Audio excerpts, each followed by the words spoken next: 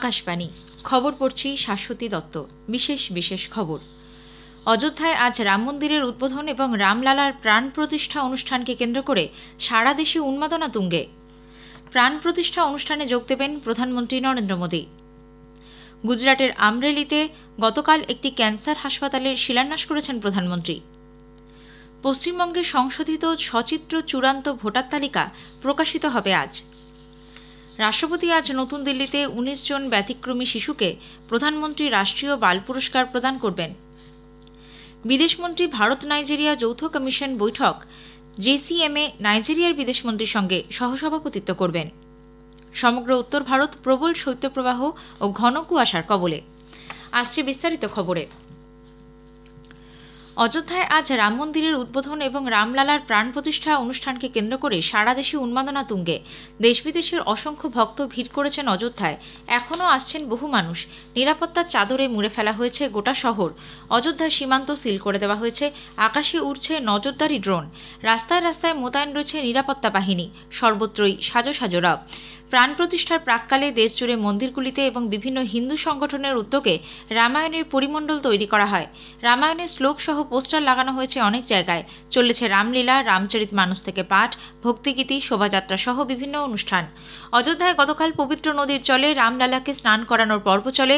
জয় শ্রীরাম ধ্বনি, রাম ভজন, ভান্ডারা সব মিলিয়ে রাম জন্মভূমি এলাকা রামময় হয়ে উঠেছে। রং বেরঙের ফুল, আলো, গেরুয়া পতাকায় সেজে উঠেছে সরজু নদীর তীর, ধর্মপথ, লতাচক সহ অযোধ্যার বিভিন্ন এলাকা। প্রধানমন্ত্রী নরেন্দ্র মোদী গতকাল তার এক্স হ্যান্ডেলে প্রখ্যাত শিল্পীদের গাওয়া একটি গানের ভিডিও শেয়ার করেন।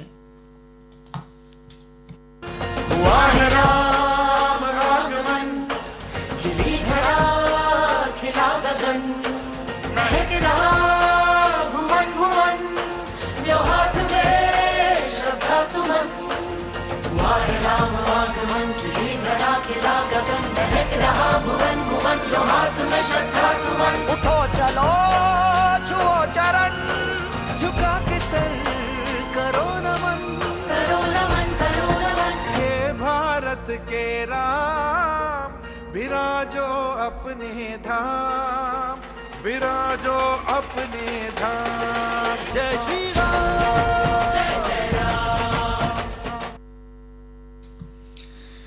এই অনুষ্ঠান সরাসরি সম্প্রচার করা হবে আকাশবাণী ও দূরদর্শনে এবং ইউটিউব সহ সোশ্যাল মিডিয়ায়। সকাল 10:10 থেকে আকাশবাণীর সবকটি প্রচার তরঙ্গে অনুষ্ঠানের ধারা বিবরণী শোনা যাবে। এই পর্ব শেষ না হওয়া পর্যন্ত বাতিল থাকবে সংবাদসহ নির্ধারিত সব অনুষ্ঠান। আজ কেন্দ্রীয় সরকারের সব দপ্তর ও প্রতিষ্ঠানে বেলা 2:30 পর্যন্ত অর্থদিবস ছুটি ঘোষণা করা হয়েছে।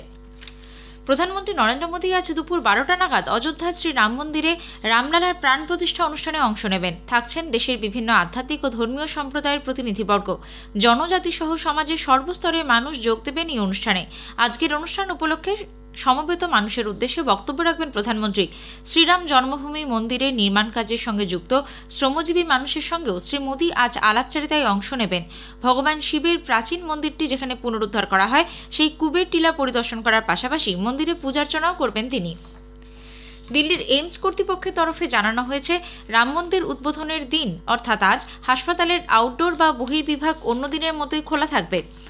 অর্থাৎ আগে থেকে নাম নথিভুক্ত করানো রোগীরা হাসপাতালে চিকিৎসা পরিষেবা পাবেন। হাসপাতালের সমস্ত বিভাগীয় প্রধানকে নতুন এই নির্দেশিকা তাদের অধস্তনকে জানানোর নির্দেশ দেওয়া হয়েছে। অযোধ্যা ধামে শ্রীরাম মন্দিরের প্রাণ প্রতিষ্ঠার প্রাক্কালে প্রধানমন্ত্রীকে আন্তরিক শুভেচ্ছা জানিয়ে চিঠি দিয়েছেন রাষ্ট্রপতি দ্রৌপদী মুর্মু। তিনি লিখেছেন, 11 দিনের যে কৃচ্ছ সাধনের পথ নিয়েছেন প্রধানমন্ত্রী তা শুধু পবিত্র আচার অনুষ্ঠান নয়, প্রভু রামের প্রতি আধ্যাত্মিক আত্মনিবেদন। মানুষের কল্যাণ এবং ন্যায় বিচার ছিল ভগবান রামের প্রধান লক্ষ্য। দেশ শাসনে বর্তমান সরকারের কাজেও তার প্রতিফলন ঘটেছে। এদিকে রামলালার প্রাণ প্রতিষ্ঠা উপলক্ষে অকাল দীপাবলি সাক্ষী হতে চলেছে উত্তরাখণ্ডের হরিদ্বার। সন্ধ্যায় সেখানে দীপোৎসবের আয়োজন করা হচ্ছে। হরকি পৌরতে প্রজ্বলিত হবে 1 লক্ষ প্রদীপ। দীপোৎসবে উপস্থিত থাকবেন মুখ্যমন্ত্রী পুষ্কর সিং ধামি। অসমের মুখ্যমন্ত্রী হিমন্ত বিশ্ব শর্মা রামলালার প্রাণ প্রতিষ্ঠা উপলক্ষে রাজ্যের সমস্ত শিক্ষা প্রতিষ্ঠান আজ বন্ধ রাখার কথা ঘোষণা করেছেন।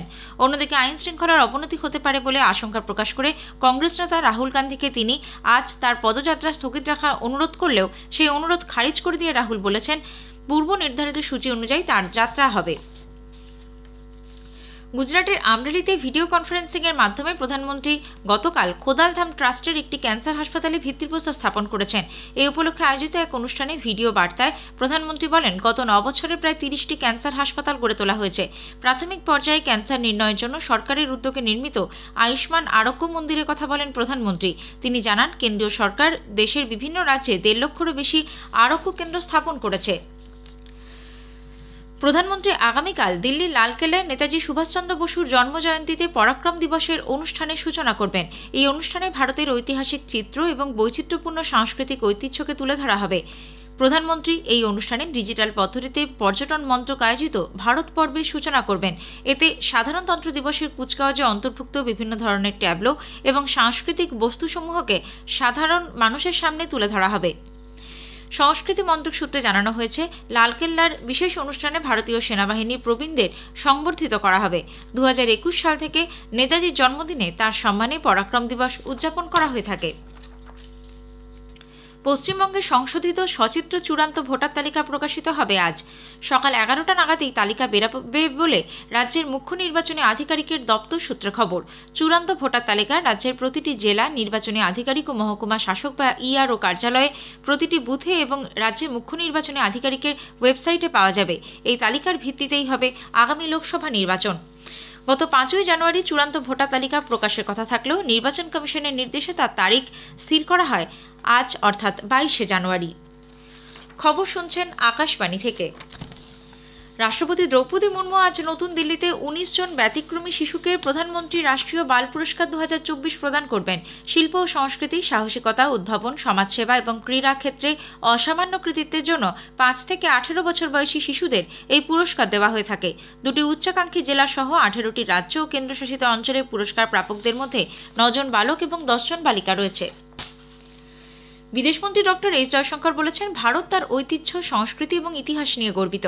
কারণ পৃথিবীতে খুব কম সভ্যতায় আধুনিক দেশ হিসেবে গড়ে উঠেছে, আর ভারত তাদের মধ্যে অন্যতম। উগান্ডায় নির্জোট আন্দোলন শীর্ষ সম্মেলন ন্যামে যোগ দেওয়ার পর গতকাল তিনি নাইজেরিয়া পৌঁছন। সেখানে বসবাসকারী ভারতীয় সম্প্রদায়ের উদ্দেশ্যে ভাষণে বিদেশমন্ত্রী ভারতে নেওয়া উন্নয়নমূলক পদক্ষেপগুলি তুলে ধরেন। তিনি বলেন, ভারতে এখন অনেক বেশি বিনিয়োগ হচ্ছে। নাইজেরিয়ার সঙ্গে সম্পর্ক নিয়ে শ্রী জয়শঙ্কর বলেন, উভয় দেশের মধ্যে 12 থেকে 15 বিলিয়ন মার্কিন ডলারের বাণিজ্য হয়েছে। সেদেশের বিনিয়োগকারীদের তিনি ভারতে অর্থলগ্নি করতে আহ্বান জানান। বিদেশমন্ত্রী এরপর ভারত নাইজেরিয়া যৌথ কমিশন বৈঠক জেসিএমে নাইজেরিয়ার বিদেশমন্ত্রীর সঙ্গে সহসভাপতিত্ব করবেন, সাক্ষাৎ করবেন অন্য নেতাদের সঙ্গে। নাইজেরিয়া ভারত বিজনেস কাউন্সিলের বৈঠকের 3য় সংস্করণেরও সূচনা করবেন তিনি। নাইজেরিয়ান ইনস্টিটিউট অফ ইন্টারন্যাশনাল অ্যাফেয়ার্সে আজ তার ভাষণ দেওয়ার কথা। মহাত্মা গান্ধীর আবক্ষ মূর্তির আবরণ উন্মোচন করার পাশাপাশি বাণিজ্য সংক্রান্ত প্রতিনিধি দলের সঙ্গে ডক্টর জয়শঙ্কর আলাপচারিতায় অংশ নেবেন। এছাড়াও ভারতীয় নেতৃবৃন্দের আঞ্চলিক সম্মেলনে পৌরোহিত্য করবেন বিদেশমন্ত্রী। রাষ্ট্রসংঘের সাধারণ সভার বর্তমান সভাপতি ডেনিস ফ্রান্সিস আজ 5 দিনের সফরে ভারতে আসছেন। বিদেশমন্ত্রী ডক্টর এস জয়শঙ্করের আমন্ত্রণে তাঁর এই সফরে বহুপাক্ষিক বিভিন্ন বিষয়ে আলোচনা হবে। রাষ্ট্রসংঘের সংস্কার, নিরাপত্তা পরিষদের সম্প্রসারণ প্রভৃতি বিষয়ে তিনি বিদেশমন্ত্রীর সঙ্গে মতবিনিময় করবেন। মন্ত্রক সূত্রে জানানো হয়েছে, রাষ্ট্রসংঘের সঙ্গে ভারতের সম্পর্ক এই সফরের ফলে আরও দৃঢ় হবে। সাধারণ সভার president Indian council of world অ্যাফেয়ার্সে ভাষণ দেবেন। সফরকালে তিনি যাবেন জয়পুর এবং মুম্বাইতে। মুম্বাইয়ে 26/11 স্মারকে শ্রদ্ধার্ঘ্য নিবেদন করবেন তিনি। সাধারণতন্ত্র দিবসে তিনি মহারাষ্ট্র সরকারের অনুষ্ঠানে রাষ্ট্রীয় অতিথি হিসেবে উপস্থিত থাকবেন। উত্তরাখণ্ড, হরিয়ানা, চণ্ডীগড়, দিল্লি, পাঞ্জাব ও পশ্চিম উত্তরপ্রদেশের বেশ কিছু জায়গায় ঘন থেকে অতি ঘন কুয়াশা লক্ষ্য করা যাচ্ছে। ভারতের আবহাওয়া দপ্তর আইএমডি জানিয়েছে, পূর্ব ও পশ্চিম উত্তরপ্রদেশ এবং পাঞ্জাবে তীব্র শৈত্যপ্রবাহ চলছে। উত্তরাখণ্ডে বিভিন্ন জায়গায় প্রচণ্ড ঠান্ডায় মাটির উপর শিশির জমাট বেঁধে যায়। উত্তরপ্রদেশের ফতেপুরে সর্বনিম্ন তাপমাত্রা রেকর্ড করা হয়েছে 1 ডিগ্রি সেলসিয়াস। উত্তর পশ্চিম ভারতের সমভূমি অঞ্চলে আগামী 4-5 দিন সর্বনিম্ন তাপমাত্রা খুব একটা হেরফের হবে না বলে জানিয়েছে মৌসুম বিভাগ। দক্ষিণ আফ্রিকার কেপটাউনে ভারতীয় পুরুষ হকি দল আজ 9ম স্থানে থাকা ফ্রান্সের বিরুদ্ধে খেলতে নামছে। খেলা শুরু হবে ভারতীয় সময় দুপুর 2:30টায়। শেষ করার আগে খবরের বিশেষ কিছু অংশ আরও একবার। অযোধ্যায় আজ রাম মন্দিরের উদ্বোধন এবং রামলালার প্রাণ প্রতিষ্ঠা অনুষ্ঠানকে কেন্দ্র করে সারা দেশে উন্মাদনা তুঙ্গে। এই অনুষ্ঠানে যোগ দেবেন প্রধানমন্ত্রী নরেন্দ্র মোদী। রাষ্ট্রপতি আজ নতুন দিল্লিতে 19 জন ব্যতিক্রমী শিশুকে প্রধানমন্ত্রী রাষ্ট্রীয় বাল পুরস্কার প্রদান করবেন। খবর শেষ হলো।